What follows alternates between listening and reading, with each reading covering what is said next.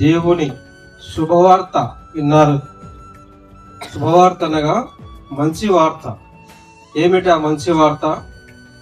సూక్ష్మంలో మోక్షం. అంటే సూక్ష్మంలో మోక్షం.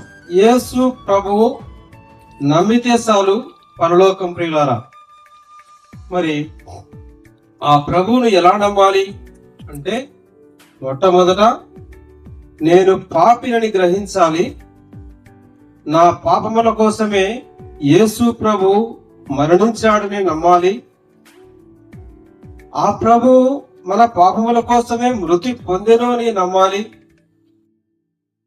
మనము నీతిమంతులుగా తీర్చబడడానికి యేసు క్రీస్తు ప్రభువు ఆ మరణమును, సమాధిని జయించి తిరిగి లేచాడని నమ్మాలి. ఇదే సూక్ష్మములో మోక్షము. ప్రియులారా, ఇదే పరలోకానికి మార్గం. ఇది ఒక మతము కాదు, ఇది పరలోకానికి మార్గం. మరి ఈ మార్గాన్ని నమ్మితేనే మనకు పాపము నుంచి క్షమాపణ, పరలోక రాజ్యం ప్రాప్తి. ప్రియులారా, ఏమిటి అంటే మరణం అంటే మరొక లోకములోనికి ప్రవేశించుట.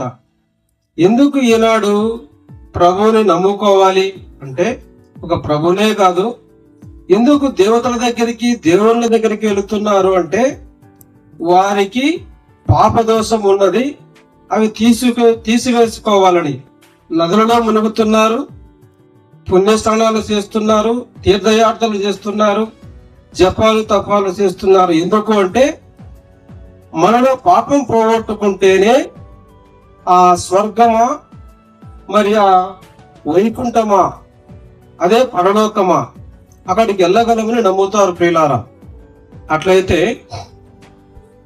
ఉదాహరణ 2 మాటలు చెప్తాను. ప్రియులారా, మనము ఒక ఇల్లు కట్టుకున్నాము. ఆ ఇంటిలోకి మనము పురత తొక్కాము, ఒక పేడ కానీ అటు తొక్కి వచ్చాము అనుకోండి ఇంటిలోకి. మరి మన అమ్మ రాణిస్తుంది ఆ ఇంటిలోకి? రానివ్వదు.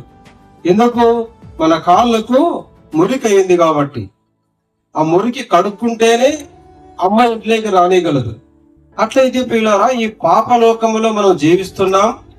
మనం పాపములోనే జన్మించాం, పాపములోనే జీవిస్తున్నాం. ఈ పాపములోనే పొరలాడి చనిపోతే మన పరలోకానికి వెళ్ళలేము. అట్లయితే ఈ పాపము కడిగి వేసుకోవాలంటే పాప రక్షకుడు యేసు క్రీస్తు మాత్రమే.